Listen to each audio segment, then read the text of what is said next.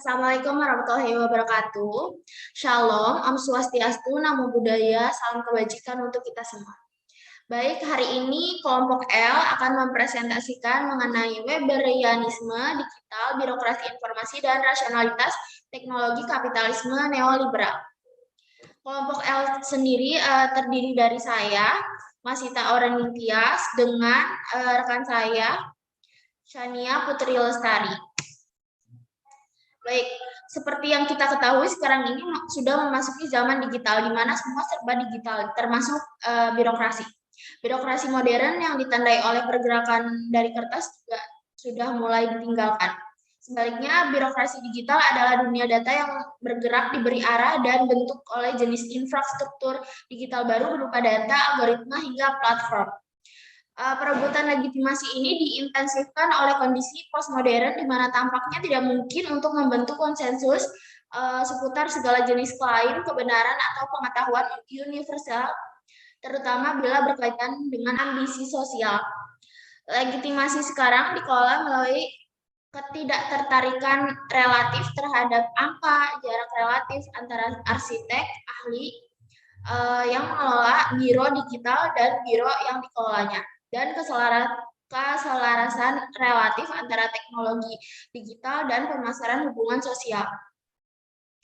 Sebelum lebih jauh, saya akan menjelaskan dulu 3 prinsip birokrasi modern menurut Weber, yaitu ada efisiensi, objektivitas, rasionalitas. Efisiensi sendiri adalah ukuran kesesuaian antara sarana dan tujuan yang berkaitan dengan tujuan organisasi. Efisien di sini ialah pemilihan teknik terbaik untuk mencapai hasil yang diinginkan. Lalu ada objektivitas. Objektivitas adalah operasi birokrasi atau otonomi dari pengaruh keinginan politik jangka pendek atau nafsu manusia. Di ranah publik, objektivitas birokrasi ini mencerminkan netralitas prosedural negara. Lalu ada rasionalitas. Menurut Weber, yaitu manifestasi sosiokultural akal barat dalam konteks kapitalisme. Rasionalitas ini mengacu pada kemanjuran prosedural operasi birokrasi. Dan rasionalitas juga terbagi menjadi 4 kategori, yaitu yang pertama ada rasionalitas praktis atau pragmatis, yaitu seperangkat kepentingan egoistik yang mengevaluasi keputusan sehari-hari yang biasa-biasa saja.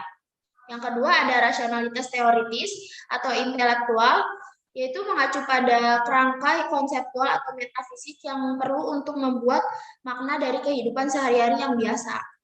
Lalu yang ketiga, rasionalitas substantif, yaitu kerangka kerja syarat nilai yang membantu individu menegosiasikan aliran realitas dari peristiwa empiris. Lalu yang keempat ada rasionalitas formal, yaitu seperangkat aturan, hukum, dan peraturan yang dimodifikasi, bahkan tidak manusiawi. Lalu selanjutnya akan dijelaskan oleh rekan saya, Shania Putri Lestari. Baik, terima kasih Mas Ita. Di sini saya akan menjelaskan 3 karakteristik birokrasi. Dalam gambaran birokrasi digital menurut Weber, ada 3 karakteristik penting dalam birokrasi, yaitu pertama adalah bahwa tenaga kerja administrasi birokrasi dibagi menjadi kantor atau biro yang dibentuk oleh pekerja profesional khusus atau mereka yang memiliki potensi untuk menjadi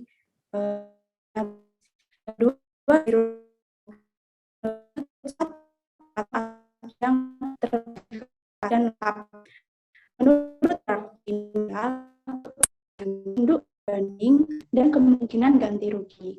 Ketiga, biro dibentuk dari manajemen komunikasi dan informasi atau apa yang disebut Weber sebagai file dan disebut oleh Berger sebagai kertas dalam gerakan. Dengan kata lain, birokrasi adalah bentuk dan dirancang untuk melakukan kontrol atas informasi, pengetahuan, dan komunikasi. Weber mengeksplorasi hasil luas dari tatanan sosial berdasarkan 3 prinsip yang saling berkaitan, yang membentuk tatanan birokrasi, yaitu efisiensi, objektivitas, dan rasionalitas. Selanjutnya, Bagi Weber, kepatuhan pada tatanan sosial rasional oleh rasionalitas birokrasi juga menghasilkan kandang besi di mana rasionalitas substansif secara signifikan dibatasi di seluruh institusi sosial. Tatanan sosial birokrasi adalah sarana dominasi baik dalam bentuk hierarkisnya, tetapi juga sebagai hasil dari kapasitasnya untuk melahirkan etika substansif atau sistem nilai pada individu berdasarkan perhitungan dan alasan teknoilmiah kapitalis. Untuk slide selanjutnya.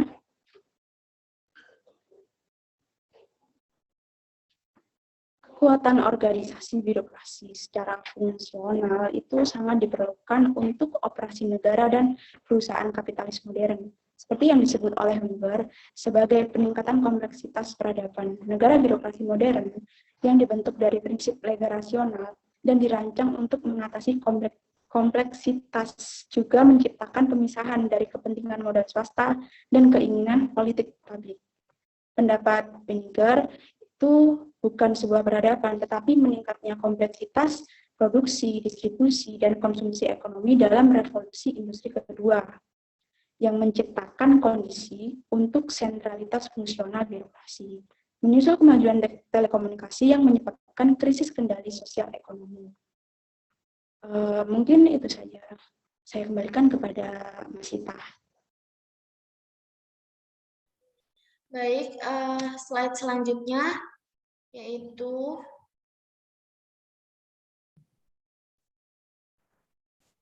mengenai kebutuhan pada birokrasi modern. Transformasi teknologi sistem ekonomi yang dimulai pada akhir abad ke-19 dan berlanjut hingga hari ini mencakup pembagian kerja spesial yang intensif dan sirkulasi besar-besaran barang mentah dan barang jadi, serta memerlukan sistem baru untuk menyortir dan menyaring barang besar.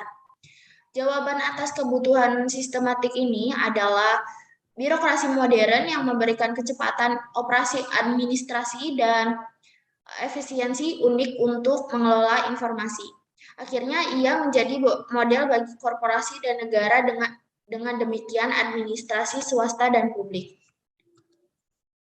Lalu bagaimana, melalui proses dan logika seperti apa, dan dengan hasil seperti apa teknologi informasi digital telah mengubah struktur birokrasi.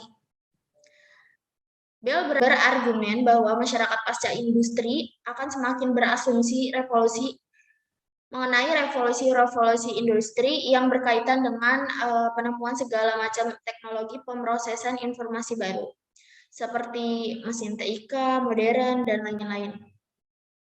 Lalu Weniger tertarik pada berbagai komponen, seperti struktur organisasi yang tersentralisasi dan terdepartementalisasi secara fungsional pada pertengahan tahun 1890-an, yang disertai dengan pertumbuhan yang mengejutkan dalam pekerja birokrasi. Dia berargumen bahwa lebih dari apapun para pekerja baru ini adalah pengolah informasi.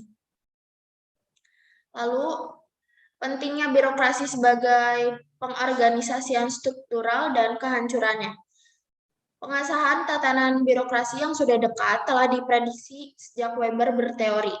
Tidak heran mereka yang mengakhiri penataan birokrasi kehidupan sosial biasanya menggunakan beberapa versi yang mungkin dapat diatasi melalui hal-hal seperti berbagi informasi, transparansi kelembagaan, sistem inovasi terbuka, atau partisipasi saja. Lalu, Benkler menjelaskan tentang kehancuran hierarki, kekacauan organisasi, dan kepemilikan pribadi secara eksklusif atas alat-alat produksi yang semuanya mengarah pada peningkatan kebebasan dan otonomi bagi individu. Bekerja sama dengan orang lain, individu akan membangun jaringan berbagi informasi dan pada gilirannya akan membebaskan diri mereka dari ketergantungan pada batasan biro formal. Lalu slide selanjutnya akan dijelaskan oleh Kak Shania Putri Lestari.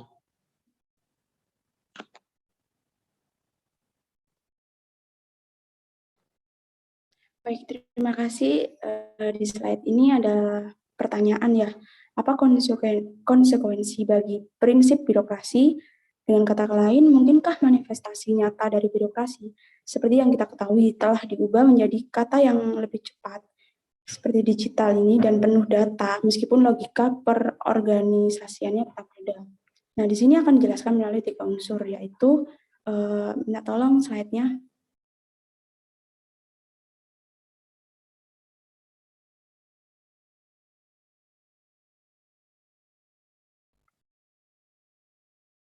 Nah, di sini ada efisiensi cerdas, ya. Salah satu pembenaran untuk ekspansi teknologi informasi digital adalah efisiensi yang diakui. Nah, ada yang berbicara tentang membuat pemerintah digital. Cameron melabeli efisiensi sebagai salah satu dari 3 prinsipnya untuk memberikan negara yang lebih cerdas. Percepatan pengumpulan informasi, penyaringan, dan bentuk-bentuk penyediaan baru dengan kecepatan waktu. Nah, ini adalah salah satu pendorong utama efisiensi. Namun, hanya karena informasi tersedia dengan cepat, tidak berarti keputusan menjadi lebih mudah. Lalu, yang kedua adalah mengukur objektivitas. Aparat birokrasi modern atau industri pernah mencapai legitimasi politiknya melalui pemisahan keinginan dan nafsu politik melalui profesionalisasi dan komitmen terhadap netralitas prosedur. Di sisi lain, birokrasi digital akan tampak mencapai legitimasinya melalui data yang nyata dan netral. Munculnya algoritma ini untuk mempertimbangkan kembali salah satu ketegangan utama dalam teori birokrasi Weber. Di satu sisi ada prosedur berulang yang tidak berwajah, tahan terhadap seruan untuk memandang individu sebagai sesuatu selain anggota kategori operasional yang harus diproses. Di bidang objektivitas, birokrasi menekankan pentingnya kuantifikasi atau yang disebut Weber sebagai romantisme angka. Apa yang dimulai dengan munculnya statistik dan modernitas sebagai longsoran angka semakin intensif di era digital ini. Yang ketiga adalah rasional jarak jauh. Weber berpendapat bahwa digitalisme telah melemahkan dominasi oleh rasionalitas formal dengan meratakan dan membuka struktur administrasi sosial ekonomi. Paling tidak sebagai hasil dari akses lebih banyak pengetahuan dan informasi. Individu memiliki lebih banyak kesempatan untuk menumbuhkan rasionalitas substansif mereka sendiri. Birokrasi modernitas Weber sebagian besar proses ini didorong oleh kodifikasi teks yang tertulis pada kertas bergerak melalui struktur birokrasi dan pengarsipannya dalam arsip. Lalu inovasi ini dalam digitalisasi rasional telah berkontribusi pada percepatan dinamika kehidupan. Sementara struktur birokrasi konvensional tampak tercerai-berai. Tatanan sosial yang ditimbulkan oleh teknologi informasi membawa logika birokrasi itu lebih dalam ke masyarakat. Nah, ini contoh ya. Contohnya salah satu contoh yang menarik perhatian adalah sistem kredit sosial. Percontohan negara bagian Cina, di mana warga dan perusahaan akan diberi kekayaan rencananya. Skor akan diperbarui secara otomatis berdasarkan interaksi sosial yang tak terhitung banyaknya gitu, yang dapat dilacak secara dikit. Lalu selanjutnya terdapat tabel yang merupakan perbedaan dari konsep birokrasi modern Weberian dengan konsep birokrasi digital. Jadi dalam birokrasi modern itu ditandai dengan pengetahuan, sementara dalam birokrasi digital ditandai dengan data. Birokrasi modern dalam bentuk the public, sementara birokrasi digital dalam bentuk big data. Lalu pada birokrasi modern kantornya berbentuk fisik, sedangkan birokrasi digital berbentuk platform. Birokrasi modern ditandai oleh sekelompok profesional atau tenaga ahli, sedangkan birokrasi digital yaitu data scientist. Birokrasi modern juga terdapat charismatic leader, sedangkan birokrasi digital terdapat talented inovator atau disruptor. Lalu birokrasi modern berupa rule, sedangkan digital berupa kode. Birokrasi modern diatur oleh seperangkat prosedur, berbeda lagi dengan digital yang diatur oleh algoritma. Birokrasi modern ditandai dengan file and archive, sedangkan birokrasi digital ditandai dengan jejak digital. Birokrasi modern ditandai dengan iron cage, sedangkan birokrasi digital dengan silicon web. Lalu akan dilanjutkan oleh Kak Shania. Berikan kepada kita. Baik, di gambar 2 ini ada prinsip birokrasi, ada efisiensi, objektivitas, dan rasionalitas. Nah, lalu di sebelahnya ada politik ekonomi dan sarana digital. Untuk efisiensi sendiri berarti apa ya? Untuk berakhir ya. Jadi di sebelahnya ini kan ada politik ekonomi yang berarti penghematan, keberlanjutan, logistik, dan kompetisi. Lalu di sebelahnya bagian saran digital ini ada rutinisasi, finansialisasi, akuntabilitas, dan kota pintar. Lalu yang bagian objektivitas atau prosedur kenetralan, otonomi dari politik. Nah, di sini bagian politik ekonominya ada data besar, transparansi, akuntabilitas, dan bukti kebijakan berbasis teknologi. Lalu di sarana digitalnya data besar, keterbukaan, algoritma. Lalu yang rasionalitas, bagian politik ekonominya itu ada ilmiah, inovasi, lalu digital, dan neoliberalis. Terus yang bagian sarana digitalnya itu ada formalisasi, peringkat, logika mesin, akselerasi, perdagangan otomatis, logistik, pengelolaan. Saya kembalikan. Lalu bagaimana dengan politik seputar digital? Apakah masyarakat atau publik memiliki kekuasaan untuk memutuskan? Atau terdapat asumsi bahwa ini teknologi pada akhirnya tunduk pada kehendak manusia atau lembaga demokrasi?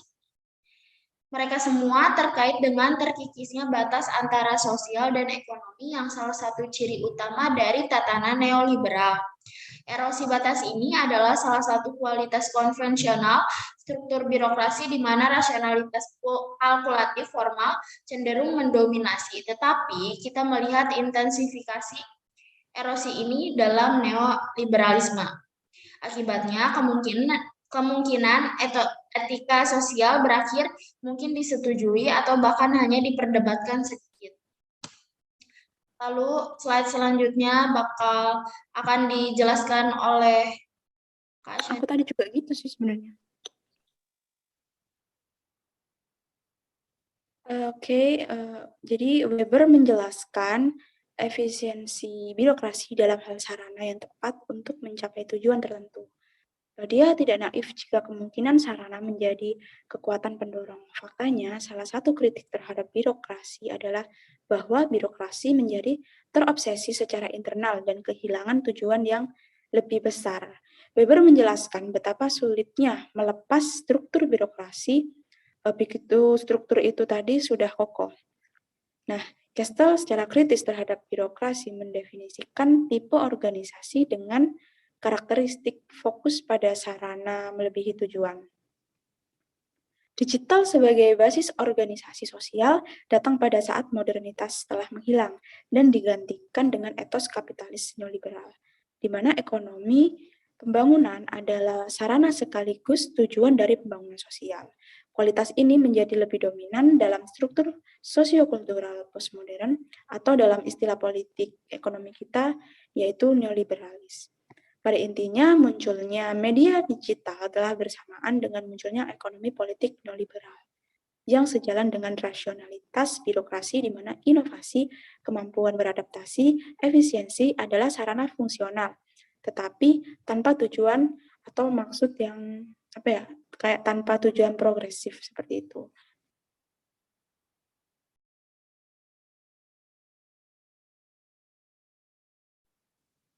Saya kembalikan kepada Mas Sita.